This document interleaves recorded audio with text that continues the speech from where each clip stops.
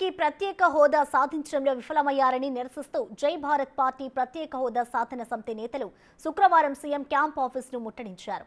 ప్రత్యేక హోదా ఆంధ్రుల హక్కు అంటూ ప్లెకార్డులను పట్టుకొని ఆందోళనకారులు నినాదాలు చేశారు. పోలీసులు వారిని అడ్డుకోవడంతో అక్కడే ధర్నాకు దిగారు.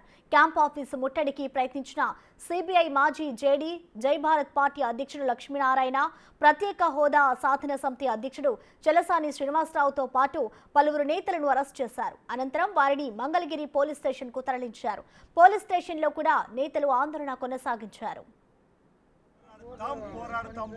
ప్రత్యేక హోదా ప్రకటించేంత వరకు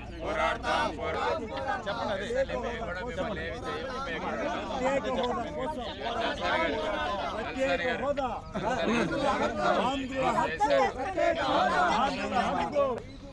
ఆంధ్రుల హక్కు, ఆంధ్రుల హక్కు, 5 కోట్ల ఆంధ్రుల హక్కు, 5 కోట్ల ఆంధ్రుల హక్కు, 5 కోట్ల